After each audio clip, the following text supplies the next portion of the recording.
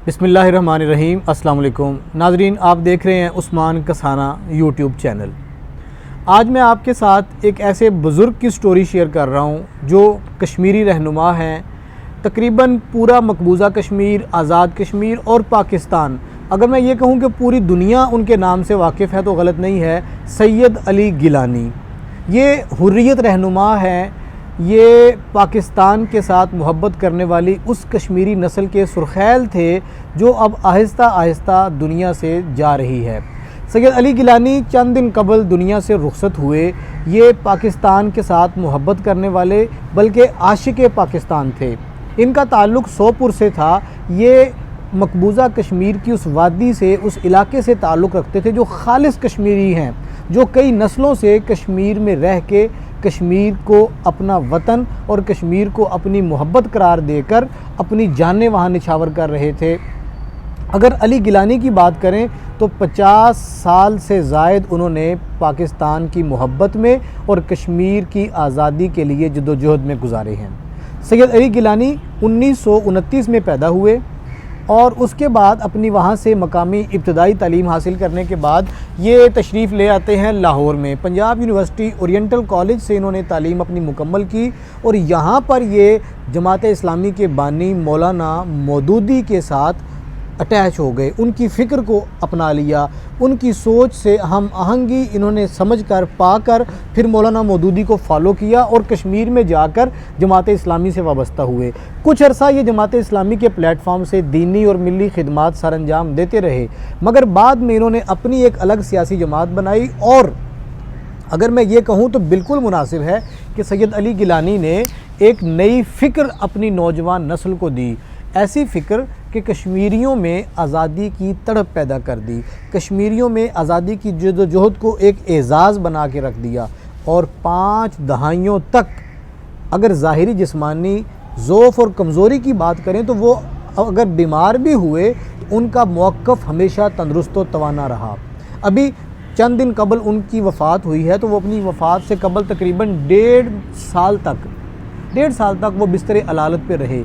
लेकिन भारत जो कश्मीरियों पे गासबाना कब्ज़ा करके उन पे मज़ालिम ढाता है और गुज़िश्ता 1-1.5 साल से उन मज़ालिम का एक नया रंग भी बन चुका है।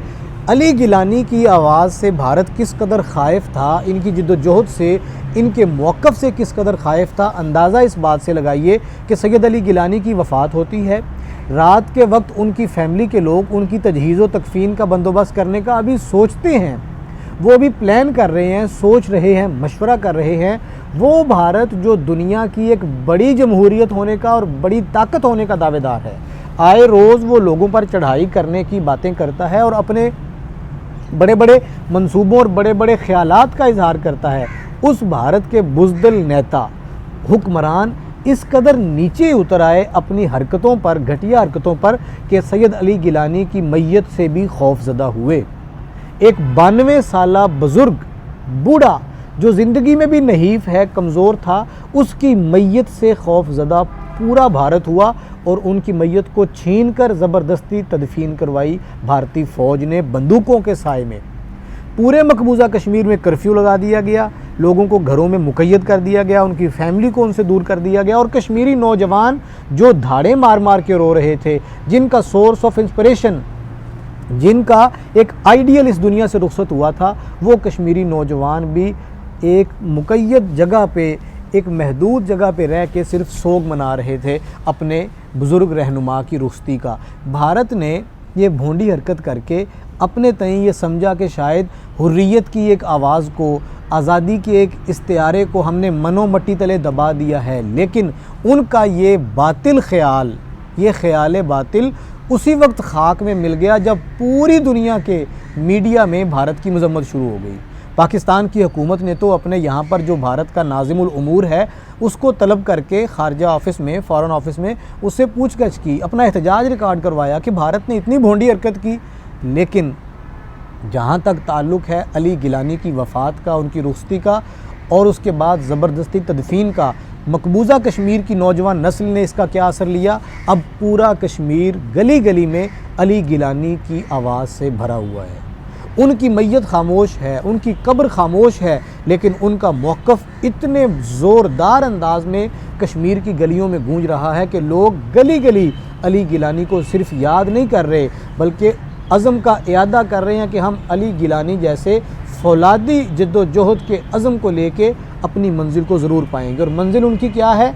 उनकी मंजिल है आज़ाद वतन, कश्मीर को अपनी उमंगों के मुताबिक भारतीय गासबाना कब्ज़े से आज़ाद करवाना। अगर मैं सैयद अली गिलानी के मौक़िफ़ की बात करूं तो वो सरापा पाकिस्तान थे। उनकी वीडियोज़ सोशल मीडिया पे मिलती हैं, गर्दिश कर रही हैं, बड़ी नहीफ़ आवाज़ में बिस्तर अलालत पे भी वो ये कहते थे कि हम पाकिस्तान हैं, पाकिस्तान हमारा है। और उनकी वसीयत थी कि मुझे पाकिस्तान के सब्ज़ हिलाली परचम में लपेट के दफनाया जाए। बताइए, जिस बूढ़े ने अपनी सारी ज़िंदगी पाकिस्तान की मोहब्बत में गुजारी, पाकिस्तान के साथ वारफ्तगी की हद तक इश्क किया और मरते दम तक ये ख्वाहिश बाकी रखी कि हम पाकिस्तान के साथ मिल जाएंगे, और अगर मैं पहले चला जाऊं, इस दुनिया से रुखसत हो जाऊं, तो मुझे पाकिस्तान के परचम में लपेट के दफन कर देना। जो सारी ज़िंदगी पाकिस्तान के साथ जुड़ा रहा और आखिरत में भी, कब्र की आखिरी मंजिल में भी अपने जिस्म के साथ पाकिस्तान का झंडा जोड़ के, अपने वतन का, पाकिस्तान का झंडा लपेट के वो अल्लाह के हुजूर पेश हुआ। हम दुआ गो हैं कि अल्लाह तबारक व तआला सैयद साहब से राज़ी हो, और सही मानों में अगर कहा जाए, समझा जाए, कश्मीर में आज़ादी की जद्दोजहद चल रही है, चलती रहेगी। नौजवान, बुज़ुर्ग, बूढ़े, उनके अपने अपने जज्बात हैं, अपने अपने रंग हैं जद्दोजहद करने के, लेकिन मुझे ये कहने में कोई आर नहीं लग रहा कि कश्मीर और कश्मीरी नस्ल बेआसरा हो गई है सैयद अली गिलानी के जाने के बाद। सैयद अली गिलानी की रुखसती एक ऐसा नुकसान है कि जैसे 5 दहाइयों तक वो छाए रहे कश्मीर के काज को लेकर पूरी दुनिया पर, अब आइंदा कई दहाइयों तक शायद ऐसी आवाज़ अहले कश्मीर को नसीब ना हो सके।